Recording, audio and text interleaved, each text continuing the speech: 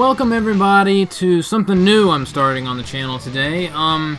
This is the first episode of TAN, Totally Awesome News. I am your host, Josh Ageddon, and this, again, is something a little new I'm trying out on the channel. Basically, every once in a while, there will be some interesting internet news stories or things that are going on that I find interest in, and I want to talk about them. And this is like a quasi-news show where it's not really a news show, it's just my reaction to the news. I'm never going to, break news on this channel or anything. This isn't like Drama Alert or anything like that with Keemstar. This is just some things that I think are interesting that are going on the internet, and I'm going to talk about them. And you're probably wondering, well, you have a podcast. Isn't that what you do on your podcast? Somewhat. But not really. My podcast, me and someone else just talk about one topic for an hour or so. This is a stream of different topics that are divided into how interesting I think they are or how serious I think they are, and just my general thoughts and opinions on each one. It's like a news show. Instead of a podcast is more a conversation. This is more like just this happened. These are my thoughts. So. It's different in that sense, at least to me. If you think this is kind of like me just making another podcast, well, you're listening to it anyway, so. Also, there's not going to be much editing in this. I'm just going to show you what I'm talking about. There's going to be a background and everything. And the way this is going to work, before I get into what I'm going to be talking about, the way that the TAN episodes, because this is episode 1, the way these episodes are going to work is I'm going to divide them into 4 parts.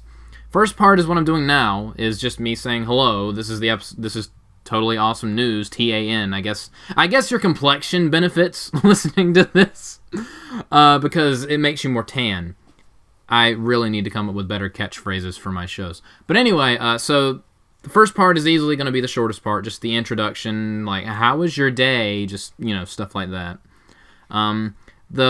The next part, the second part, is going to be the first major part, is minor topics, where I talk about things that I think are interesting that are going on, but I'm not going to spend too much time on them. They're not really interesting or really important or serious or anything. They're just things that I know that I just want to give my thoughts on because they appeal to me. And they're usually going to be 3, 4, 5 minor topics that I'll get into, give my opinions, and I'll quickly move on from those. Then the third section of the TAN, I almost said TNN, the most trusted name in internet news, TNN.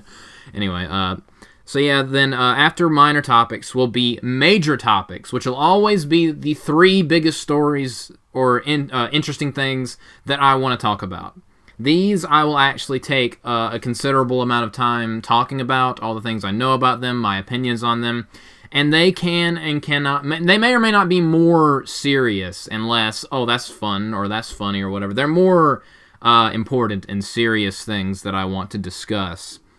And the closing segment will just be me giving updates about my channel, upcoming videos, upcoming wrestling matches, stuff for the Dream Team, and other stuff that I think that has to do with me specifically that I think my subscribers will find interesting. Anyway, we are going to start with our minor topics.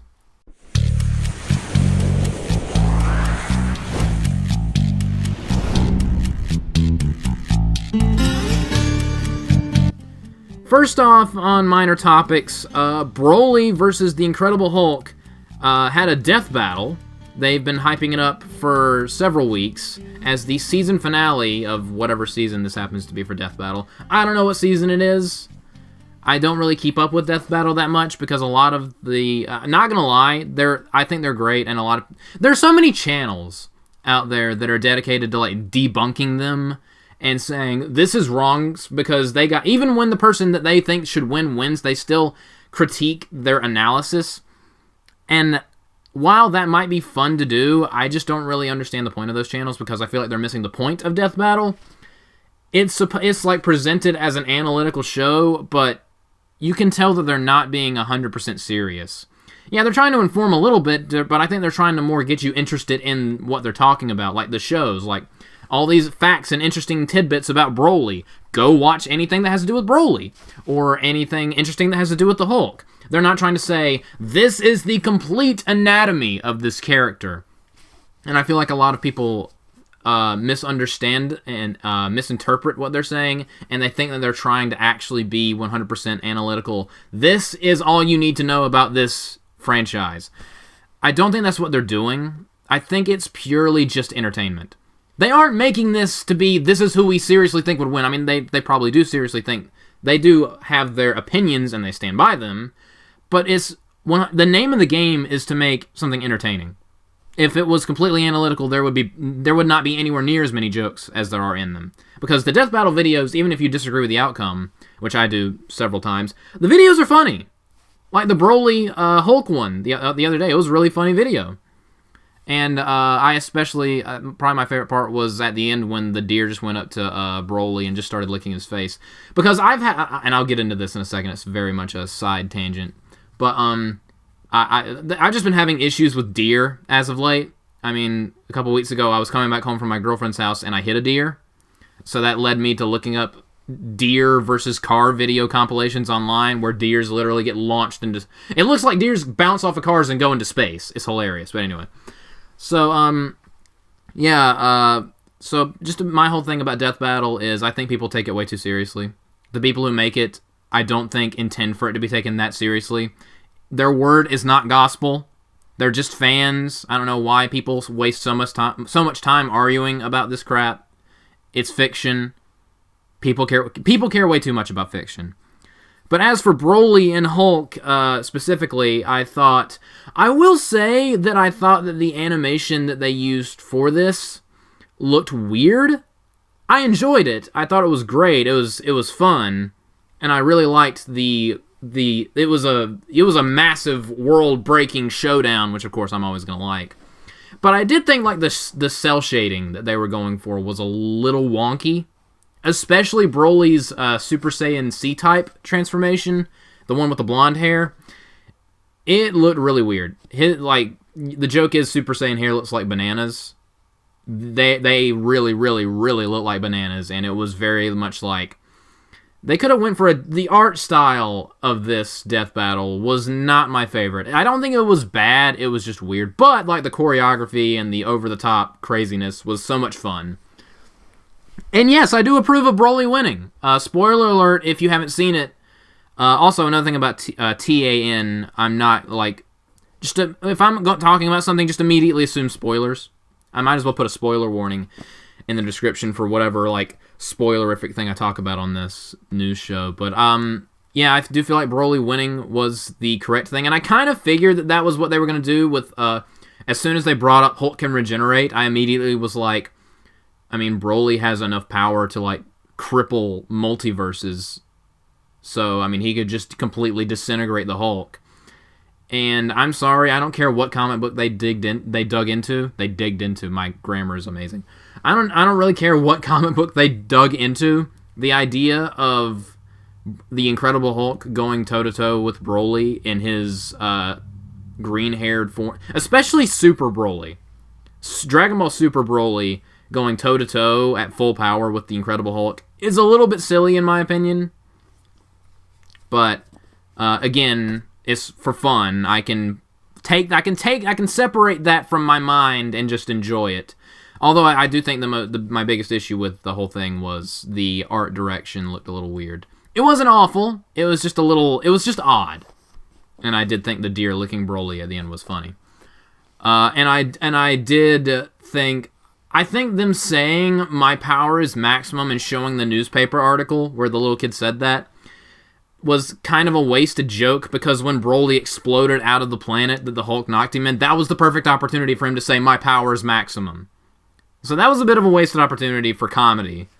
But I still like the video. I still very much like Death Battle. And in case you want to know, my favorite Death Battle of all time is Sephiroth versus Virgil. I love a good sword fight. And the sword fight between Sephiroth and Virgil. I love both Sephiroth and Virgil, but I just thought it was absolutely amazing, and I loved the ending of it. Especially the way Sephiroth just says supernova. It's just the best. But yeah, that's enough about Brodie vs. Hulk for Death Battle. I do recommend you go see it. It's very entertaining, especially if you like Dragon Ball Z or Marvel or anything like that. Up next, we have something that I'm really not going to spend much time on because there's not really much to say. Knuckles has been confirmed for the Sonic the Hedgehog 2 movie. And that makes me happy because, I mean, if you think about it, in the first Sonic movie, which I still think is a great movie, one of the best movies. I would say it's one of the best movies of the year, but there hasn't exactly been that many movies this year, so... For like the first couple months, it was the first, before the pandemic started, it was the best movie of the pre-pandemic 2020. That weird 3 months before the pandemic started, Sonic the Hedgehog was one of the best movies. And I know there were a bunch of independent films to come out in 2020 that I have not seen. If you want to know all about independent movies coming out in 2020, I guess you go check out Chris Stuckman's video channel where he did a top 10 list where he talked about a bunch of independent movies that came out this year. There's especially one called The Father with Anthony Hopkins, where in the movie the idea is he's a guy with dementia. And usually in those kind of movies, you are from the perspective of the family, and you see this dude just deteriorate. Well, in this movie, you're his perspective, where characters change actors in accordance with how he perceives reality. I just think it's interesting, and I'm actually going to watch that movie. But anyway, enough of the side tangent. So yeah, why I love the idea of Knuckles being in Sonic 2, because in Sonic 1, before I went off on that huge tangent, in Sonic 1, the idea was that Sonic was driven from his home world because of his power, and who were the people driving him from his world? Echidnas. What is Knuckles? An echidna. You have your friction right there. I enjoyed their little mini feud at the beginning of the Sonic series with Sonic and Knuckles in Sonic 3. But it was more Knuckles being tricked by Eggman, which there will be some Eggman trickery of Knuckles in the Sonic 2 movie. I have no doubt of that. But I do think the idea of Knuckles' people driving Sonic from Sonic's home creates some very interesting potential for Sonic 2. Plus, Tails is going to be in the movie, which I'm really looking forward to seeing that too. But the idea of Knuckles being in the movie, and I don't know if the pictures we've seen of Knuckles in the picture you're looking at right now, I don't know if that's fan art or actual, like, that's actually what he's going to be in the movie. I have no idea. If it's fan art, that's very good fan art. That's very convincing. And if that's what he's actually going to look like in the movie, I approve. So, yeah. Also, speaking of Tails, I mentioned this when I actually gave my thoughts on the Sonic movie after it came out several months ago. I was very annoyed about how the ending of the movie was spoiled for me because I just looked up Sonic the Hedgehog. I wanted to watch the trailer again, and the first thing I saw was a camcorder video of the post-credit scene where the first thing I saw was Tails' face, and I immediately was like, well, he's at the end of the movie. Thanks, Internet. But yeah, so I'm looking forward to Knuckles being in Sonic 2 because your people drove me from my home. Driving that conflict sounds very interesting to me, and I like Knuckles. He's an echidna. He's a red devil-looking thing who's really cute, and he punches things. He has big fists. Anyway, I'm going to move on. The last minor topic I want to get into is, God, I really honestly don't even want to give. This past Monday on Raw, two things happened that I thought were especially just stupid. Me and Sean McCarty and the notes of Skylar Greenberg's past reviewed Tables, Ladders, and Chairs, and actually Sean and Skylar rewatched the pay-per-view so they could do their review on the Court Martial Podcast channel, so go subscribe to the Court Martial Podcast. So during the review, me and Sean were talking about like how stupid the booking was, and how the wrestling on the show was fine. It was actually pretty good. It's just the booking is atrocious. Well, on Monday night, it somehow got worse. So, you know how The Miz wasted Money in the Bank, and everyone was like, well, what was the point of Money in the Bank this entire year? They gave it back to him. The Miz is once again Mr. Money in the Bank because John Morrison was the one who gave the referee the briefcase and not The Miz. I hate this company. So, and on top of that, before he got his briefcase back, he got rolled up by Grand Metalik in a nothing match. This dude has the best shot of becoming WWE Champion or Universal Champion because he holds the Money in the Bank briefcase. And you have him lose to Grand Metalik in the middle of Raw. Like minutes before you hand him the contract back. Why? Why must they make every Money in the Bank contract holder a loser? I don't get it. They did it with Sheamus. They're doing it with Miz now. They did it with Otis. With Otis, they had his partner betray him, and then they never brought it up again. And, like, there's so many countless examples of Money in the... Like, CM Punk lost to him... His first pay-per-view after winning the Money in the Bank in 2008, where he wrestled Umaga wait, am I remembering that correctly? No, he wrestled Umaga at Judgment Day 2009. I'm getting my dates mixed up. I do remember that CM Punk got beat a lot in 2008 when he was Money in the Bank before he cashed in on Edge. And then in 2009, immediately after winning the Money in the Bank briefcase for the second time, he immediately lost to Kane at Backlash. And then he immediately lost to Umaga at Judgment Day. So, and like Jack, at least with Jack Swagger, when he won the Money in the Bank briefcase in 2010, if I remember correctly, he got RKO'd or pinned or something on Raw a couple days before cashing in to win. Why do they all... The reason why they do this is because they think if we make the Money in the Bank holder lose all the time, you won't think much of him, so when he does cash in, it's more shocking. There's an element of truth to that, but at the same time, you're making him look like a loser, which also devalues the Money in the Bank briefcase, which also devalues the title. It's just this stupid logic that they have where one little kernel of it is true, but the rest of it's so stupid, and they go with it anyway because of that one little kernel of truth. And also, the idea that, well, Morrison turned in the briefcase and not The Miz. So The Miz didn't do it. I like how now they're paying attention to the rules because remember when Otis got it, Otis did not rip down the briefcase. He caught it. And last year, Brock Lesnar wasn't even in the match, and he just came in and wasn't even in the match and just won, even though he wasn't even in the match. What is up with the selective enforcement of the rules? Why are we being so selectively obsessed with semantics all of a sudden? It makes no sense. And speaking of that, the other part of Raw that I thought was especially stupid was, well, Randy Orton, as Brian Alvarez loves to say, burned the Fiend to a crisp.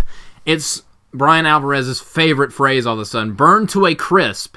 Can't go 5 seconds without saying it. I love Brian Alvarez, but it's kind of funny that he loves that phrase so much. So he burned him to a crisp, and on Raw, Alexa Bliss dumps gasoline all over herself and is like, Randy, set me on fire too. What is happening? What is this show? And they go with a cliffhanger. How do you go with a cliffhanger on a quasi-sports show? I don't understand this. Can you imagine, if they just ended in the middle of a UFC match right when you think a dude's about to win, and you have to wait till next week to see if the UFC fighter won? How absolutely ridiculous that would be. And I get it, WWE is, WWE's fake. It's more a TV show than an actual athletic competition, but it's still stupid. I mean, it's still in an arena. Sure, it's in an arena with no one in there. It's just a bunch of dumb screens that I still hate to this day. They had all the lights turn out, and they had Randy Orton holding the match, and then right before he dropped it to literally set Alexa Bliss on fire, the show ends. Because now we've got to wait till next week to find out if he set Alexa Bliss on fire.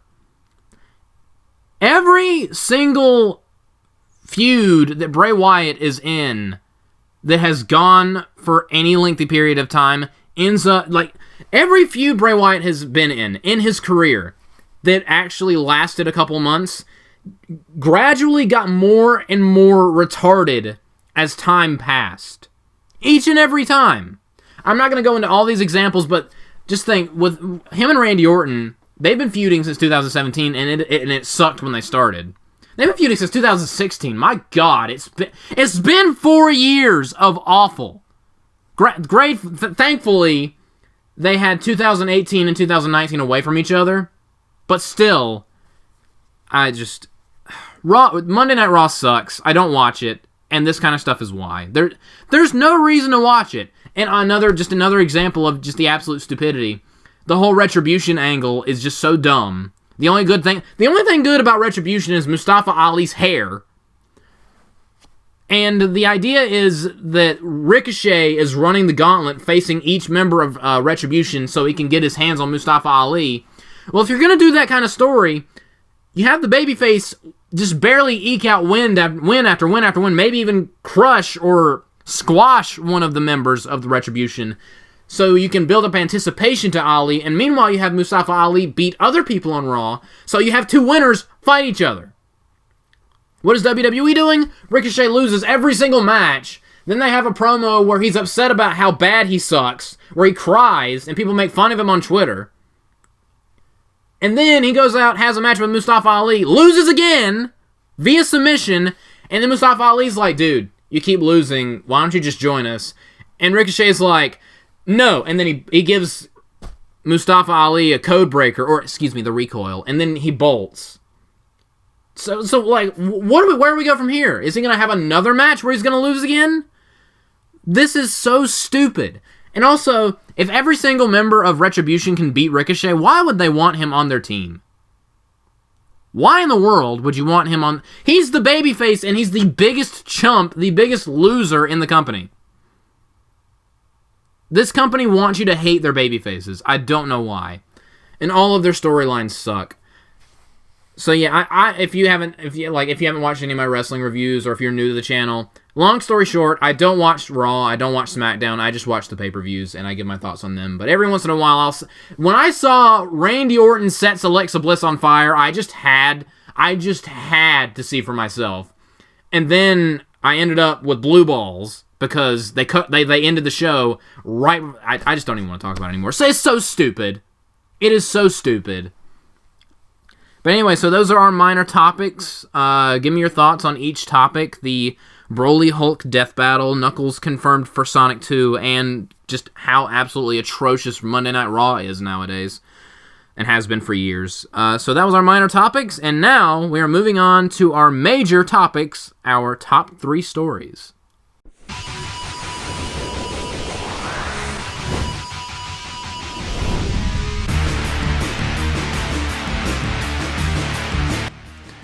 Alright, ladies and gentlemen, speaking of wrestling, and I'm not going to spend all that much time on this one because, honestly, there isn't that much to say, and it sucks, and it's really sad.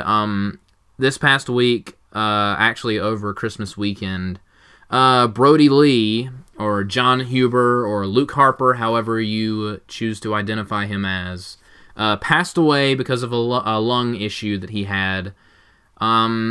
I was at my girlfriend's house. We were hanging out over Christmas weekend, and all of a sudden I got a text from, I got a message in me, Sean, and Skylar, the Colonist and Skylar, the people I was talking about earlier. We have a group chat, and Skylar messaged the group chat, and the message was Brodie Lee passed away.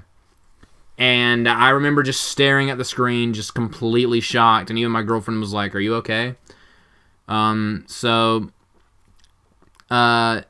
It's absolutely, like, 2020 claims another victim. I mean, I remember earlier in the summer how just depressed everyone was when the whole thing with Shad Gaspard happened. Kobe Bryant dying, and then Chadwick Boseman passing away. Yeah, and now we have another one. John Huber passing away is really rough. And all of what I really love to see was like WWE, AEW, and the whole wrestling fan base uniting to mourn over a very good wrestler. Whether you like WWE or not, whether you like AEW or not, it's important to put that aside and say, you know what, this dude was a good wrestler, and it sucks that he's gone. And there was some really heartbreaking messages from like Randy Orton and Bray Wyatt and Eric Rowan, and this kind of situation sucks, man. I just, there isn't that much information available about it because They kind of wanted to keep it private. I mean, and I completely understand that. I mean, when you're a public figure and you have like a health issue, it's like it's hard to keep anything private when you're a public persona. But when it's something like that, you kind of want to keep it private. And although that does lead me to one thing that does piss me off, I can't even remember the name of that dude, but PW Torch had a columnist or one of their journalists, or as I like to call them, journalists, because all they do is write crap and garbage that you should just flush down a toilet. This dude wrote a hit piece on Brodie Lee's family in AEW. The idea was that he had COVID, but they wanted him to work matches anyway, and his wife covered for him, and now not only is he dead, but other people might have been exposed to COVID. So I think I can speak for, and everyone has already gotten pissed off about this, but this is me in agreement with everyone. That dude deserves to just go away. And I'm going to try to keep these shows as PG as possible, but seriously, screw that guy. Like, he hasn't even been dead a week. He wasn't even dead a day. And this dude's already writing hit pieces about his family in AEW because of... And I think the reason why is because a lot of these stupid journalists out there love to whip up COVID-19 hysteria. And I'm not saying that COVID-19 is not serious. COVID-19 is very serious. It's a global pandemic, for God's sakes. And we should take it seriously. But people love to use it to whip up hysteria, to control people, and they love to use it to boss people around. Like, there are people in this world that take bad things and use them for profit, and use them for control. And I feel like this is a symptom of that, because this dude is all... Well, I mean, yeah, it sucks that he died, but was everyone obeying COVID restrictions? He was one of those guys. It's like if you crash on the highway, and you're out on the road, and you're like half dead, and a good Samaritan drives up to see if you're okay, but they get mad at you when they see that you're not wearing a mask inside your car. You know what I mean? It's one of those people. It's one of the pro-masker Karen people that plague our society. And when I say that, I'm not saying that masks are bad. Me personally, I'm not going to get super political on this. My whole thing with masks is, like, if you go somewhere that requires them, just wear it. Just get over it. I don't get the whole, but my rights, I got my guns, I shouldn't have to wear a mask if I don't want to. I don't get that whole thing. It's stupid to me. If you go somewhere that is very lax about it, then if it were me, I just wouldn't wear a mask. I'm very in the middle on this subject. And if me saying that I'm in the middle as far as masks are concerned pisses you off, then, well, honestly, you're part of the problem. But anyway, so I do feel like this guy that was writing the article is one of those Karens out there that's like, but was he following mask protocol? One of those annoying douchebags that we all have the unfortunate mispleasure of sharing this world with. So that pissed me off, and it pissed a lot of people off. And I loved the response that Chris Hero gave him. Go look up Chris Hero's response on Twitter. That was absolutely phenomenal. I think the gist was, like, don't write garbage like that. You're better than this. Be better. Chris Hero just tore him a new one, and I loved it. Okay, as I'm editing this, I ran across an interesting tidbit of information. Apparently Bruce Mitchell, the guy that wrote the column about John Huber and the alleged cover-up of him actually having COVID, he's been fired from PW Torch because of that column. So, good. You do stupid stuff like that, you deserve to be punished. And I wish stuff like this would happen more often. Journalists should just get rid of all journalists, because the art, quote-unquote, is already dead. This is all people do it for, just shock value and clicks and crap. So I have no sympathy for Bruce Mitchell. He did this to himself. He didn't even wait a few days after. He didn't even wait a month. After a month, maybe this kind of article would be okay. But he deserved to be fired, and journalism is dead and should no longer exist on this planet. But that's just my 2 cents. And now back to TAN. But yeah, I really liked Luke Harper in WWE because that's where I was introduced to him as.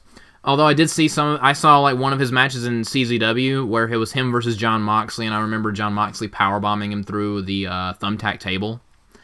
I really liked that. I loved his like trucker look. Just his moveset. His sliding big boot is the smoothest, coolest thing ever. He has the best big boot. And I love his discus clothesline. Just everything about Brodie Lee, Luke Harper, Jon Huber is just the best. And his creepy, like, glass-eyed look is just the best. And his ladder match with Dolph Ziggler in 2014 for the Intercontinental title, I think people are going to remember that for a long time. Even though it was a very dangerous mask. Now I'm stuck on masks. It was a very dangerous match, and there were a few spots that they probably should have been more careful about. I still remember Luke Harper trying to do a suicide dive, but he did it into a ladder, and then he fell and landed arm first in between the ladder, and he like immediately sat straight up and was like, "That sucked." And I just remember being like, "Yeah, I bet that sucked." But yeah, Luke Harper, he was never really given that fair of a shake in WWE. I mean, he was a part of the Wyatt family, and he was great whenever they decided to do good things with, like. He was in that amazing 6-man tag team match against The Shield at Elimination Chamber 2014. Him and Eric Rowan as the Bludgeon Brothers was great. Although it did annoy me that their proclivity to always get disqualified with their mallets. But heels do that kind of thing. But that's just my thing against disqualifications in wrestling in general, because it's way overdone. But, rest in peace, Jon Huber. My thoughts and prayers are with his family, and my sincerest condolences to them. God, can we only have a couple more days of 2020. Can this year not claim anybody else for 5 minutes, please? Because this sucks. And, again, it was just like with Kobe Bryant, just like with Shad Gaspard, just like with Chadwick Boseman, completely out of nowhere. Although I guess the thing with Shad was him going missing was out of nowhere. But then by the time we found out he was dead, all of us were like, yeah, there's not a good chance that he's alive. But still, all of this just completely happened out of nowhere, and it sucks. But yeah, that's pretty much my thoughts on the Jon Huber, Brodie Lee, Luke Harper situation. Up next on our major topics. This is going to be a controversial one. Yesterday at, I can't remember what time, it was in the evening, Mini-Lad, Craig Thompson, posted a new apology video on his Mini-Lad channel, and the reception to it was a little mixed, and I immediately clicked on it. And before I go any further, I guess I should give a little context as far as me and Mini-Lad, or Mini-Lad and I, for all the grammar Nazis out there. I myself am a grammar Nazi, so I can't really say anything. But anyway, I have been a Mini-Lad fan for several years. Since 2017, I was looking up Cards Against Humanity videos, and I stumbled across one of his, and I thought it was really funny, and I just started following him, and that's how I got introduced to that whole crew. I love Smitty. Smitty's my favorite. I actually have a Smitty pillow milk bag plushie, and it is just the best. I love, let's see who else is in that crew. I love Terrorizer, which I'll get to Terrorizer in a second, because he does have a little part to play in this. A small part to play in this as far as context as to my falling out of being a Mini-Lad fan, but we'll get to that in a second. I love Terrorizer. I love a lot of those guys. I like 407. I like Scott. I thought Ohm was fine. And liking those guys led me to Grizzy. I love Grizzy. Led me to Soup. I love Soup. Soup is freaking hilarious. And people like Fitz. Although my brother more introduced me to Fitz, and it was just nice when Mini-Lad was in a couple Fitz videos, because I was like, oh, two YouTubers I like are in a video together. I just thought that was cool. And I love Fitz. And I like that whole crew, the Misfits. So yeah, Mini-Lad was really my introduction to that whole crew. And Mini-Lad was honestly... Smitty was always my favorite. Mini-Lad was more my second favorite. And I really, really enjoyed his, and I know reaction videos are considered lame on YouTube, and I kind of agree, although I will say at least he had work put into his reaction videos and stuff like that. And I always thought his like his golf videos, his Cards Against Humanity videos, just stuff like that, I just thought those were hilarious. And for a long time I was a huge fan of Mini Lad. Well, for those of you that don't know, this past year, Mini Lad was accused of... Oh boy. He was accused of soliciting nudes and sending nudes to minors that were fans of his. So, yeah, that's absolutely disgusting. And he later went on to admit to it on Twitter, which is part of the issue, but I'll get to that in a second. I'm basically going to run down the whole thing. I'm not going to spend too much time on the backstory, but just give you a general rundown in case you haven't heard, or for more context as to what I feel about it. Honestly, after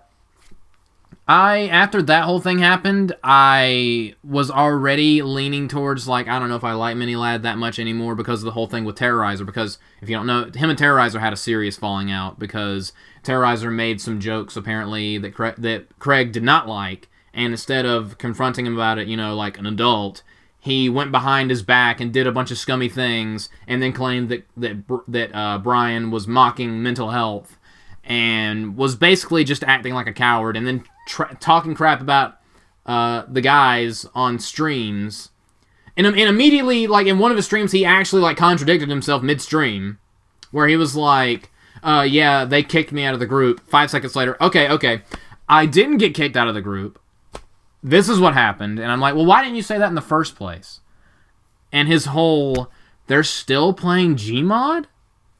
Well, God forbid, Mini Lad, anyone enjoy a game that they like. God forbid that they feel like jumping on every new trend that appears. I'm honestly surprised that the whole year, I'm surprised we haven't gotten a Mini Lad Among Us video, because Mini Lad is a trend whore, with the very small exception of Fortnite, which, I not gonna lie, I'm with him on that one, because I hate Fortnite, and I hate Among Us. But, anyway, so back to... So, him and Brian had a falling out, and that was when I was first like, I mean, this isn't the worst thing. He didn't kill anybody, but he's still kind of being a dick. And he's being very childish, and I just... It just kind of, knocked him down a peg for me. I didn't hate him. I didn't just drop him. But I was just like, dude, this sucks. And if you, look at some of the videos that Brian was in and that he made where he discussed it, you could just see that he's heartbroken. And it made me even more like, this sucks. And then the whole allegation thing started. And then he admitted to it. Long story short, Mini Lad was in chats and was texting these minor... Craig is in his early 20s. He's legally an adult.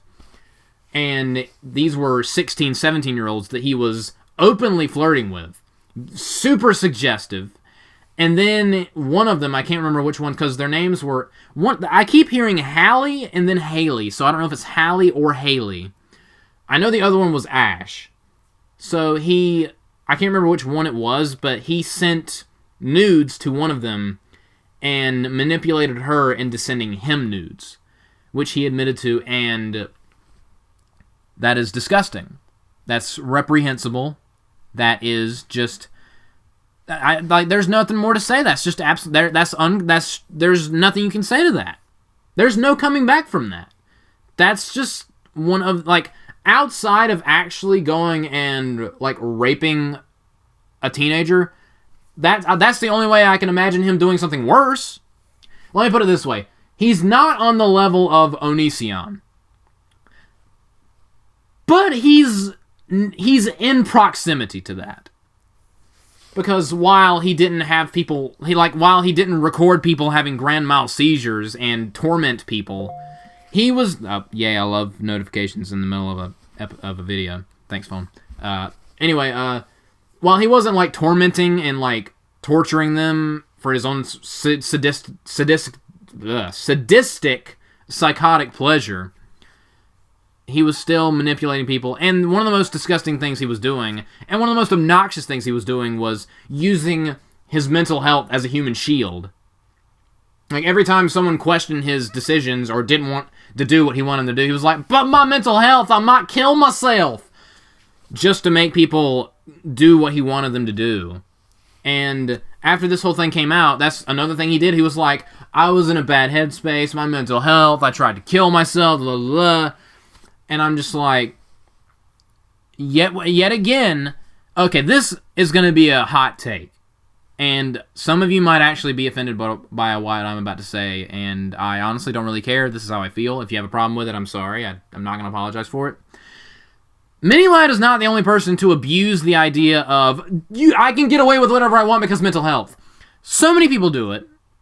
All the time, all over social media, I hear people whining and moaning incessantly about mental health.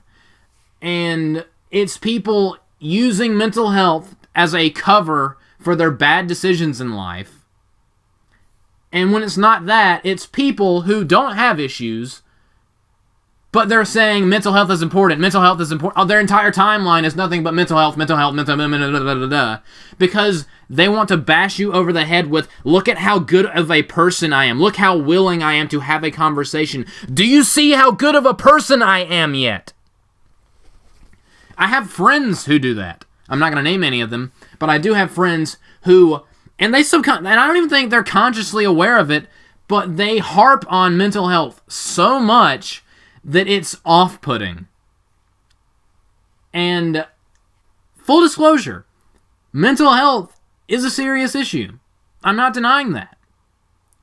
People with mental health issues do need and should get help. And they shouldn't be stigmatized. And they should be respected and treated equally like everyone who doesn't have mental health issues. But unfortunately, you have people that don't have mental health issues, or that have some mental health issues, ridiculously exaggerating it, specifically to remove blame from their poor decisions. And you also have opportunistic salesmen who use today's a good day to think about mental health to promote themselves. It's self-promotion. Under the guise of, I care about mental health. And I'm not saying these people don't care for mental health. I question it because of how often they go on and on and on about it. But Mini Lad's just another example. I'm sorry, but mental health is not an excuse for sending a picture of your penis to a minor. And it's also unacceptable to say to that minor, if you say anything about it to anyone, I'm going to kill myself. There is no excuse for that. You cannot wave the I have mental health problems banner over a highway and expect immediate forgiveness. And so many people do it. A lot of my friends do it, where they constantly complain and talk all the time, mental health this, mental health that, mental health this, mental health that. It's a brand. Mental health issues have become a brand. And it sucks because people that actually have serious mental health issues, they end up looking, it's guilt by association with these sycophants that use mental health to either shield themselves or promote themselves. So I feel bad for people that actually have legitimate mental health issues. And I'm not saying most people that say they have mental health issues are lying, or they're exaggerating, or they're unconsciously self-promoting or trying to defend themselves. That's not what I'm saying. I'm saying that enough people do that to where it's noticeable, and it drives me insane because of how pathetic it is. And if you have a problem with that, well, that's not my problem. Dislike my video all you want to. Scream about it in the comment section. That's not going to do anything. You're just wasting your time. Also, you're wrong and I'm right. On this, I believe 100% that I'm right. And I'm also not saying don't ever talk about mental health. That's not what I'm saying. I'm just saying don't try to shove it into everything you talk about. but no one ever listens to me anyway, so. But anyway, back to Mini-Lad, specifically. He's just another example of beating the dead horse that is mental health. So, yesterday, he uploaded an apology video. And I'm not gonna lie, it was decent. He acknowledged the two people, the two victims, by name, and apologized to them. And he admitted that he did unacceptable things on his YouTube channel. Those are good things. The rest of the video, I have a lot of issues with. I think it's good that he was admitting that he did something stupid. I think it's a good thing that he said them by name and apologized to them. I think those are elements of a good start. But unfortunately, that was about 2 to 3 minutes of an 8-minute long video. Problem number one I have with it is his constant, this isn't Mini-Lad talking, this is Craig talking. Dude, you're one and the same. Don't pull that crap on me. I'm not stupid. I'm not one of your stupid 5-year-old fans, okay? This isn't pro wrestling, where there's the real-life person and the character that they're portraying. This isn't a movie where it's the actor and their character. They're two completely different things. You, Craig Thompson, are no different than Mini-Lad on YouTube. There is no difference.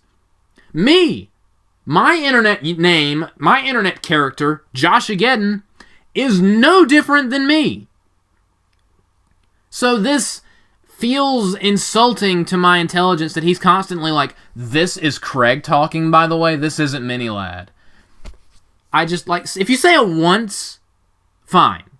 I can live with that. It wouldn't bother me, but he kept saying it over and over again, and I'm like, I'm not stupid.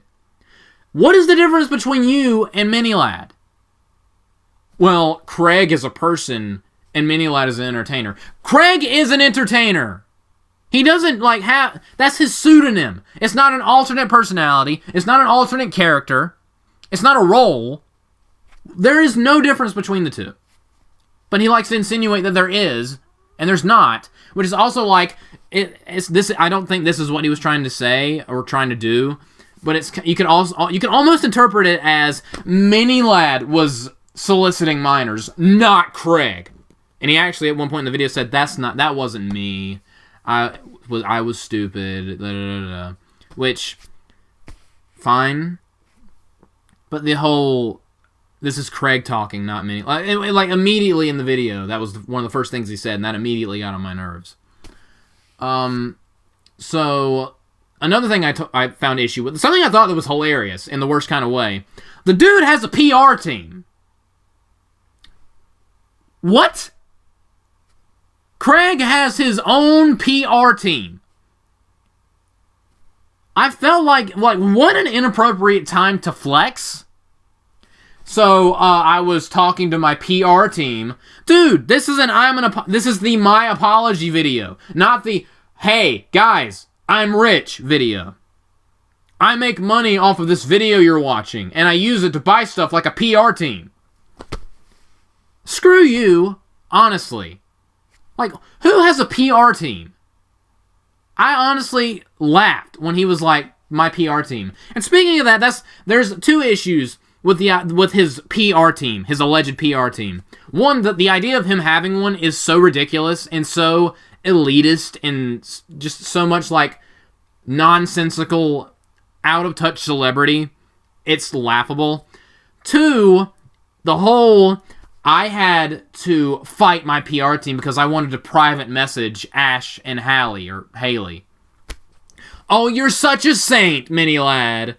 Look at Mini-Lad fighting his PR team to give the good news to his poor innocent victims. He was fighting against people who wanted to keep him silent. Look how tough and strong. Screw you. More flexing, more I'm really a good guy. What a way to undermine your own apology. That really got on my nerves. The whole, I had to fight my PR team. Wink, wink. I'm such a good person, guys. Kiss me. Kiss me. I'm such a good person. I deserve it. infuriating. It's basically what he was saying, or at least implying. He would deny it to his dying breath, but... Or should I say his dying channel's breath. But anyway, so that was another thing that annoyed me. Another thing, even if this video was perfect, if the whole video was just non-stop, this is what I did, it was horrible, there's no excuse for it, I'm sorry, Ash and Haley, or Hallie. Seriously, is it Haley or Hallie? I have no idea. It's every time I see a video about this, it's a different name. It's annoying. And I bet that Hallie or Haley is also annoyed whenever someone calls her by the wrong name. So, there's that. So, even if this video was like 20 minutes of him going into detail of all the crappy things he did, and apologizing for all of it, this whole thing went down in June. Why are you uploading an apology video at the end of December? The excuse that he gives is, I was scared. I didn't know what to do. I was panicking. I was this. I was that. Yada, yada, yada, yada. Dude, you were not... I mean, I buy that you were nervous. I buy that you hated the negative attention you were getting. I mean, who wouldn't hate that kind of attention? I completely understand that, but you're still lying to me. And sure, maybe the first, couple days he was scared when this really started blowing up. Although, if you see the Discord messages where he was talking to his mod saying, yeah, this whole thing will blow over. I'll be back to normal in a week. We'll just bury it and other stuff. I have new videos coming out. It'll drown it out. Everything's fine. No one's going to care about this. He actually said this. So that completely undermines the, oh, I'm scared and I don't know what to do. No, you're not scared. You were calculating ways to get out of it. You were trying to weasel your way out of this situation, Craig. So I don't buy the fact that you were scared. Also... You not only the crappy apology video, the clearing the air video that you made 3 months ago, that was absolutely god awful, where you barely even mentioned the actual allegations. Even that was a little too late, because if my memory serves me correctly, the first thing you did after this whole thing started was release a Minecraft video, and Keemstar, as much as I don't like Keemstar, was absolutely 100% correct to completely excoriate you about it, saying you were soliciting and taking advantage of your children fans. You no longer have the right to make videos for children on children video games. I 100% agree with that. It's like when a sex offender is legally prohibited from being anywhere near schools. Same basic concept. So, and then, not only that, for months, he tried to shrug this off, still uploading video after video after video after video, just pretending this whole thing didn't happen. And everyone noticed that the editing quality was dipping, because I assume your editor, Ty, left, because if I was Ty, I would have left too. I was like, yeah, I don't want to be associated with making videos and editing videos for a pedophile. That would kind of look bad on a resume. My future employers would probably see that and say, huh, that's kind of sus, and I wouldn't get employed, and I would end up living in a box. So yeah, I'm a split before I get associated with a pedophile for the rest of my life. So good on Ty for splitting. Just unbelievable. The fact that he waited so long to do a decent apology after pretending that everything was fine for so long is infuriating. And whatever good things he did do in that apology, because the apology wasn't terrible. It wasn't bad. It was mixed. But the good things he accomplished in that apology were immediately snuffed out by his general just ignorance and arrogance and stupidity. Because I do believe that Mini-Light is a stupid person. What kind of idiot does the kind of things that he's been doing? What kind of idiot, after being accused and admitting to soliciting minors, immediately uploads a video of you playing Minecraft for your children audience? What kind of idiot does that? I don't know. It's unacceptable. It's inexcusable. And another thing that annoyed me. I'm gonna wrap this up in a second and move on to the final story. But this whole thing, another thing that annoyed me was the idea that he was like, yeah, this is kind of taboo to say. When he was like, this is taboo to say on YouTube, I thought he was gonna say, I sent nudes to a minor. No, what he said was, I tried to kill myself in 2017. Dude, 2017 was 3 years ago! What relevance does that have to things that are happening now?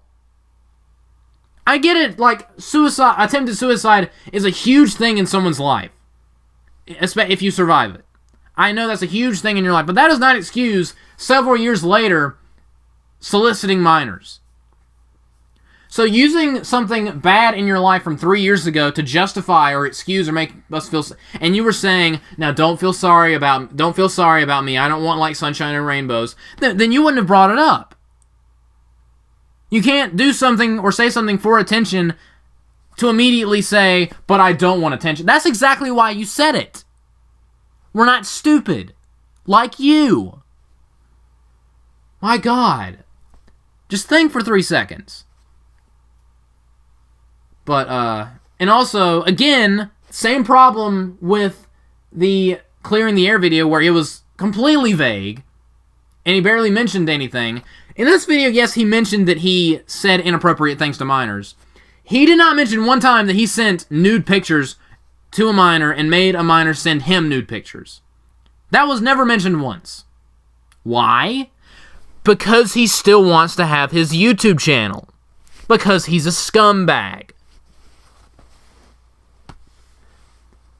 God, I don't know anymore, dude. Like, I stopped watching Minilad when this whole thing started in, like, June. The whole allegation thing, especially when he admitted to it on Twitter. I stopped watching Minilad, because, like, the whole Brian thing was kind of shook my faith in him. The whole allegation thing, plus the whole thing that happened with Sammy. That was when, alright, I'm done. I'm closing the book on this guy, washing my hands clean of him. And I haven't watched any of his videos since. And I watched this, and half of me's like, well, he's apologizing, and people do deserve forgiveness. But at the same time, he's still being an idiot. So I kind of don't want to forgive him, because I don't know if it's sincere or not, because he's being an idiot. Like, what is the thought process? What is the thought process? He says he's going back into therapy. I don't believe you. I do not believe you. I've heard many people say that the best thing he can do right now is to just get off the internet. Permanently. And at this point, I'm inclined to agree. I hate it because he was one of my favorite YouTubers, but just get off the platform.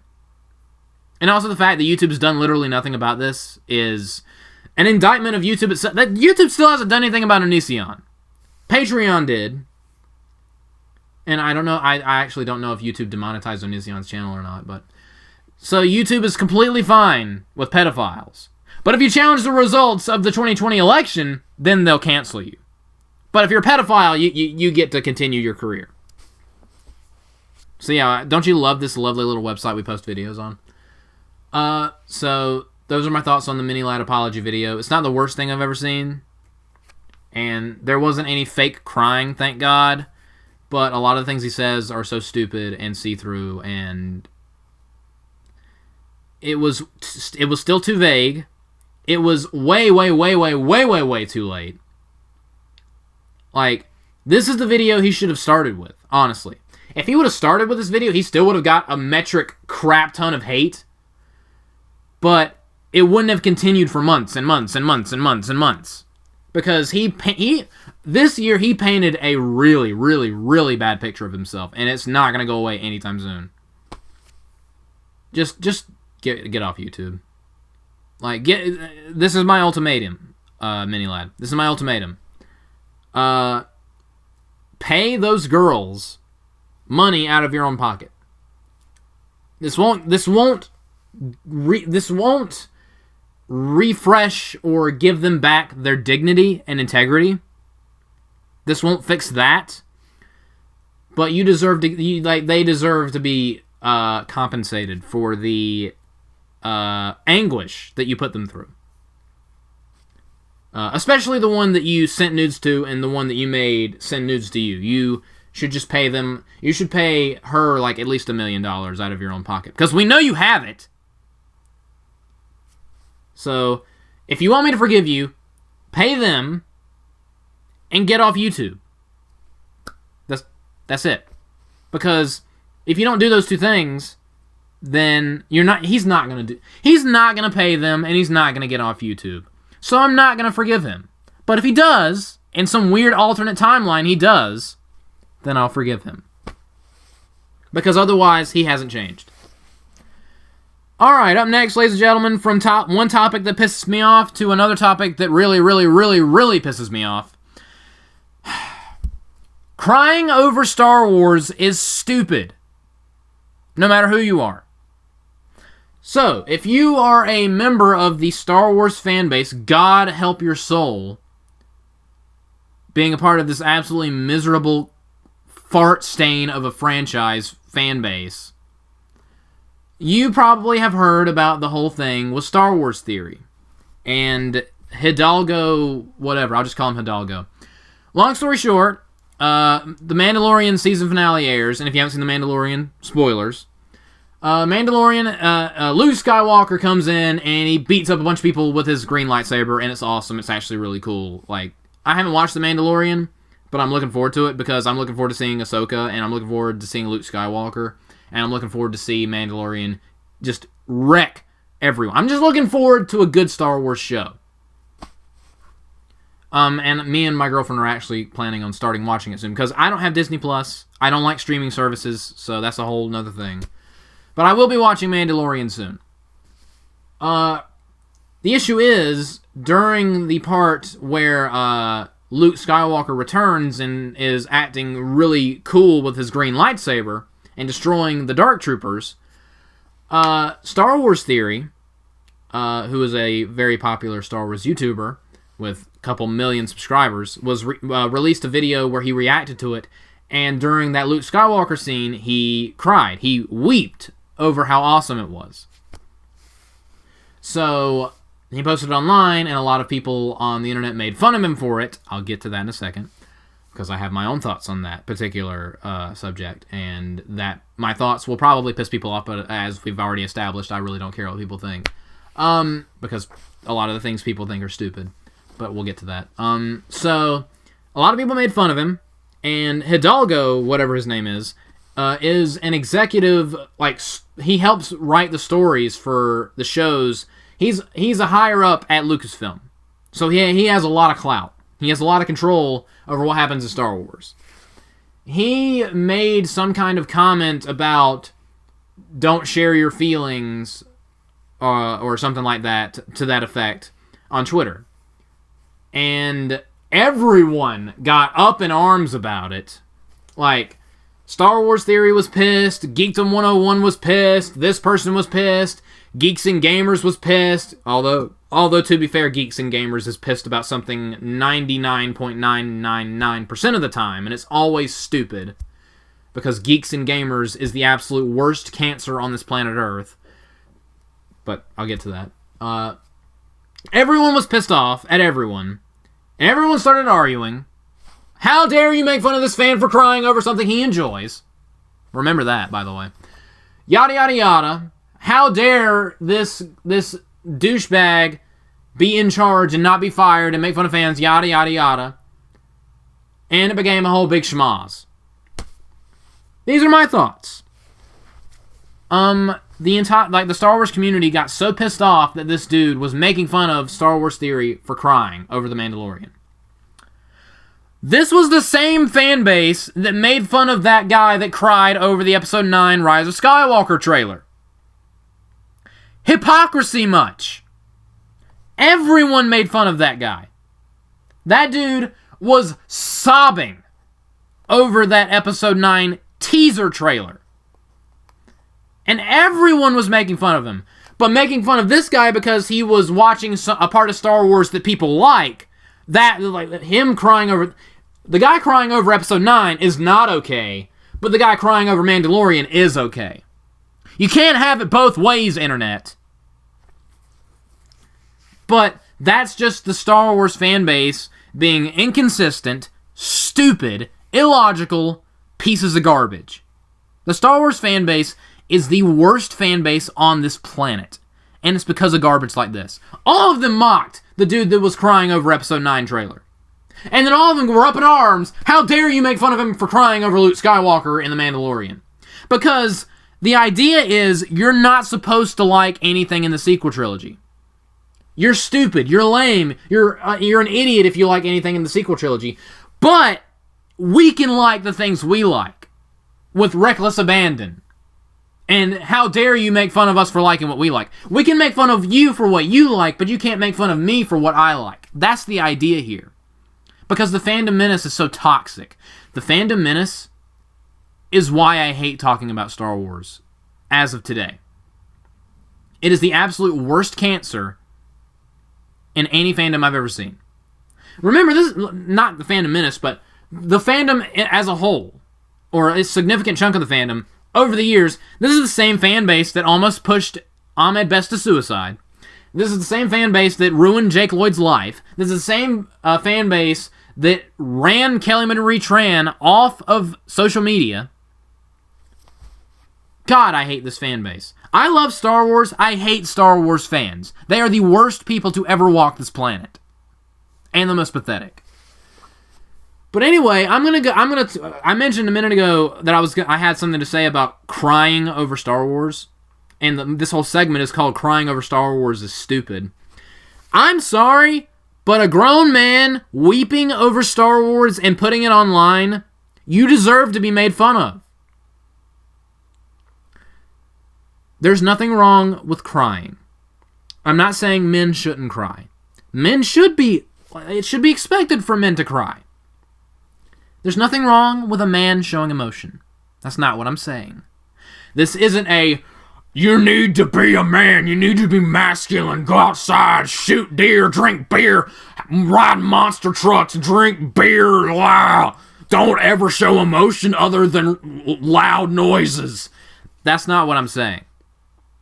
What I'm saying is, a man crying over something important is fine. A grown man crying, a grown adult, not even delineating by gender, I'm delineating by age. A grown adult sobbing over a fictional franchise is ridiculous. Especially posting it online. I could not help but die laughing whenever Season 7 of The Walking Dead rolled out and everyone was losing their freaking mind over Glenn and Abraham dying. These people screaming at the top of their lungs over these fictional characters dying. The human race is rapidly deteriorating mentally. People hold these TV shows in such high regard that they're so there's a such thing as too much emotional investment. If you're a 10-year-old and you watch a show and it makes you cry, that's fine. Hell, I'll accept a teenager getting upset or crying over a show. But if you're in your 30s, 40s, 50s, or whatever, weeping over a show made for kids, like, at the bare minimum, do it privately. Because, I'm not gonna lie, there was an episode of Grey's Anatomy. I love Grey's Anatomy, full disclosure. There was an episode that made me very teary-eyed. And I actually shed a single tear. But that's because it was something that built up over, like, years and years and years. And there was just one gesture that I just thought was so sweet and tragic. And I was like, you know what? That one got me. I didn't burst into tears and weep and weep and weep. Because I don't think that it's healthy for a show to be able to latch onto your soul that tightly. Like, if you go to a movie, or if you watch a movie and it makes you cry, fine. Just fine. But don't record yourself and put it on the internet and expect everyone to be like, oh, what a reaction. What a reaction. It's not going to happen. You should expect to be made fun of. And also, I think it's stupid. That dude who was weeping within seconds of the episode 9 trailer starting, I'm sorry, but he didn't deserve harassment. But some teasing, some prodding, a little bit of mocking, I see nothing wrong with that. Star Wars theory, crying over CGI Luke Skywalker killing some droids. In my opinion, that's ridiculous. And it deserves some poking, some teasing, and some prodding. And now, I know what you're going to say, but Luke Skywalker was his foundation, his rock, when he had cancer. I will admit, that makes a difference. But I'm sorry, if you're going through something in life, and like whether it be an illness or a bad family situation or something like that, yes, it's okay to have things like fiction to help you get through it. For example, when I was in school, when I was in elementary school and middle school, I was bullied by like 30 different people, and it was just me. What helped me get through it? Dragon Ball Z, Star Wars, my family, and my Christian faith. Notice how I didn't just say one thing. It was multiple things of varying importances to me that helped me get through it. I did not say, you won't see me crying every time I see Vegeta on screen because he helped me get through a period of my life that sucked. I did not latch on to Vegeta so tightly that every time I see him, or whenever I see him do something awesome, it makes me cry. Because that's ridiculous, in my opinion. And yes, the dude, he battled cancer, and he's actually very buff. So I do commend his physique, the Star Wars theory guy. He's got some muscles, not gonna lie. But I will say that there's nothing wrong with using a show and a character to inspire you. There's nothing wrong with taking inspiration from that. But, if that is your soul, and he says that Luke Skywalker is his foundation, he is his rock, he is his North Star, his guiding light. Luke Skywalker is a fictional character that does not exist. And in my opinion, putting so much stock into a fictional character of any franchise is unhealthy and extremely concerning. And unfortunately, so many people do it. So many people do it with Dragon Ball. So many people do it with Star Wars. So many people do it with this show, with that show, with this movie, with that. And it's maddening. I do not get it. You know what my foundation is? My family. My Christian faith. My friends. Actual, real things. Actual things that I identify as real. I go to my mom when I have issues. I go to my friends. I go to my girlfriend. I go to my dad. I go to my brother. I go to people that are actually within touching distance, that I can actually communicate with. Not a picture on a screen. Because I still live in the real world. I can separate my entertainment and enjoyment of something from the real world. I have never in my life tied myself so tightly around a fictional franchise or TV show that I feel like these are actual people that I look up to. I think doing that with fictional characters is dangerous, and it makes for oversensitive people that cannot handle real life, and it also makes you stupid. Now, I don't hate the Star Wars theory guy. In fact, I love his videos. His theories and what-if scenarios are cool and interesting, and I like listening. And his Vader movie thing, I'm not crazy about it. But it's cool. He wanted to make a Star Wars fan movie, and he did. And big props to that. That must have took a lot of effort, a lot of time, a lot of money. And good on him for making that. I'm not too crazy about it because there are things in it that I think are silly. But good on him for doing that. And again, I don't have anything against him. I just think he takes Star Wars way too seriously. There's a such thing as taking something you enjoy way too seriously. And I mean that. Like, whether or not you like a Star Wars movie should not carry the same emotional weight as what job you apply for, or what your education is, or your parental relationships, your familial relationships, things you believe, whether you're religious or you're non-religious, your political leanings, things in life that matter. Like, if you're going to start a family, what you're going to name your kids, how you're going to raise your kids. Those things are actually important, not Star Wars. We have elevated fictional franchises to the same level as these things that are actually important. And we need to stop doing that. Or things like this are going to keep happening.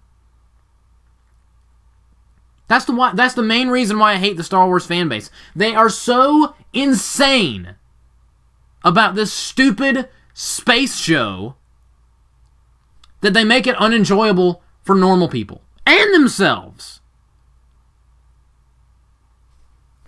Like, seriously, the dude, the other guy that I can't remember his name, was weeping within seconds of the Episode 9 Rise of Skywalker trailer. How do you get so invested in a fictional franchise that a few seconds of a trailer reduces you to a puddle of tears as a grown man? I do not identify with that. I do not understand that. I do not think it's okay. In my opinion, that dude needs to cut the cord with Star Wars for a little while and seek therapy. Do I think Star Wars Theory needs to do that? No. I think he needs to chillax a little bit. But I don't think it's anywhere near. I think the guy that was crying over Rise of Skywalker was way more embarrassing. I just bring up Star Wars Theory because it exposes the hypocrisy of the Star Wars fan base. It's okay to make fun of the guy who likes Episode 9, but it's not okay to make fun of the guy who likes Mandalorian. It's a double standard, and the Star Wars fan base sucks because it's nothing but double standards and stupidity and things that don't make sense. And people that just cannot stand to who cannot exist in this world where people like things that they don't like and don't like things that they like. They cannot tolerate different opinions. This is the least diverse fan base of all time. And when I'm using diverse, I actually mean the word diverse. I'm not throwing it around as like a buzzword like everyone else does. I mean intellectually diverse. This is the most vapid, stupid, like intellectually bankrupt fan base and morally bankrupt fan base of all time. This fan base almost drove people to suicide. There's no defending that. Like, honest to God, situations like this make me wish that Star Wars never existed. Because Star Wars fans make it so hard to enjoy Star Wars. I even had a close friend of mine get mad at me for liking the sequels. And his exact quote was, "Every time you defend the sequel trilogy, it's exhausting." Well, excuse me for liking something. Excuse me for having the audacity, the temerity to enjoy something that you don't like. Even your own friends, you're not safe from when it comes to Star Wars. But back to Star Wars Theory and all of that. My thoughts on the executive that chimed in. He should not have done that. Like, you're a studio exec, you're a high-ranking executive within Lucasfilm. What kind of idiot jumps in to the thick of things with fans on social media? I know Rian Johnson did it, and he shouldn't have. That was a stupid idea. And this is coming from someone who loved The Last Jedi. I still do to this day. I'm probably going to get dislikes for that. Well, I don't get why studio exec... I mean, at the same time, while I'm saying I don't get why studio execs feel the need to jump into stupid fan wars, to make an ass out of themselves. At the same time, these people get bombarded by idiotic fans constantly. So I can understand a little bit of pushback where there comes a point where they can't take anymore and they need to say something. I get that. But still, Hidalgo was incredibly stupid for saying that. And then he made it his Twitter banner, the tweet that he made, which honestly was like just straight up giving Star Wars Theory a middle finger. Just everyone involved in this situation is an idiot in some way. I think this situation made Star Wars Theory look like a childish man baby. And I like Star Wars Theory. I'm not trying to insult him. This is criticism. You're acting like a big baby. For one, you cried over a fictional TV show, which I think is ridiculous. And not even like, okay, crying over fictional TV shows is one thing. Recording yourself doing it and sending it to your millions of followers, that's absurd to me. And then you got mad when people made fun of you for that. How do you not see it coming? And then you go on this spiel about how Luke Skywalker he's practically your Jesus at this point. Luke Skywalker is Star Wars Theory's Lord and Savior. Luke Skywalker apparently died on a cross for this dude's sin. That's the vibes I'm getting from that. And it is so unhealthy to look at a fictional medium like that through that kind of lens. That is so unhealthy and so off-putting and disturbing. I think that the fans once again made themselves look like insufferable morons over this. Because it's okay to make fun of the Episode 9 guy, but it's not okay to make fun of Star Wars Theory. If it's okay to make fun of that guy, it's okay to make fun of Star Wars Theory. If it's not okay to make fun of Star Wars Theory, then it's not okay to make fun of Episode 9 guy. That's how it works. You can't have rules for you and different rules for other people.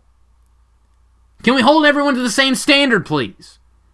Either we all get to cry like babies over things that aren't real, or none of us do.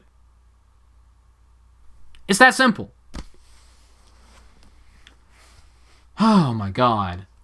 So yeah, those are my thoughts on the Star Wars Theory Episode 9 guy crying over Star Wars is stupid segment.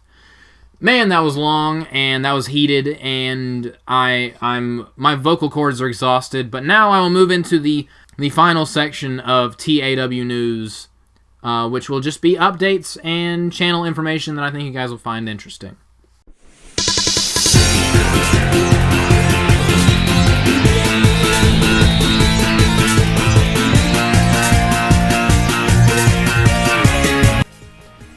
Alright, so some updates and announcements.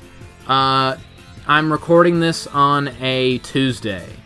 So tomorrow, on Wednesday, I'm going to be creating the Best of TAW 2020 video.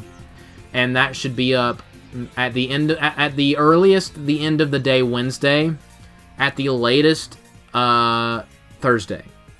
Because on Thursday, I'm going to spend New Year's with my girlfriend, Andy. Shout out to Andy. So look forward to that. And I'm also going to be making a Best of Yeet Dream Team video from 2019 to 2020. I was going to make a Best of 2019 video at the beginning of the year, but we didn't make enough videos in 2019 to make a Best of compilation. So I was like, at the end of 2020, we'll have enough content to be able to make a Best of 2019-2020 video.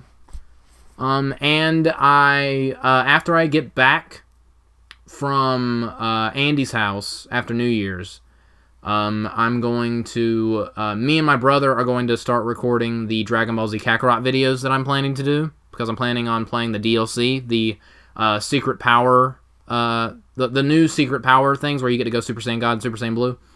Me and Alex are going to be recording that, and after that, I'm going to begin recording TAW Elevation.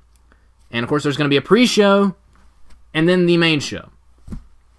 So, a lot of things coming down the pipe. And the way this is going to work, this is not going to be like a weekly or bi-weekly show. Whenever there's enough interesting things going on, or if there's just something I want to talk about, I will do a TAN episode, a Totally Awesome News episode. It could range anywhere from 20 minutes to an hour. Like this one's an hour and 20 minutes. This is a little long. This is a little longer than I wanted it to be, but the Mini Lad and Star Wars tirades were really, really something I've been wanting to get off my chest. So I apologize for going a bit long. Future episodes hopefully won't be this long. I might make some adjustments to the formats, but I hope you guys enjoyed this first episode of TAN, and I will see you guys next time, and I will see you guys in a couple days for the best of TAW 2020. Good night, like, comment, subscribe, and all that fun stuff, and I will see you guys next time. Good night, everybody.